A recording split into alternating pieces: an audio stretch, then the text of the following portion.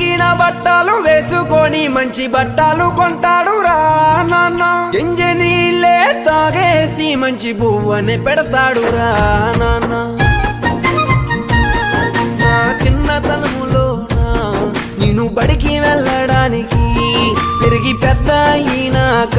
college చదువు చదవడానికి తాను చెమటనే సిందించి రెక్కల కష్టమే చేస్తాడు నా కాళ్ళ మీద నేను నిలబడేంత వరకు కంటి నిండా నిద్ర పట్టాడు నాన్న నాన్న నాన్న నీ రుణము తీర్చలేను నాన్న ఎన్ని జన్మల ఎత్తి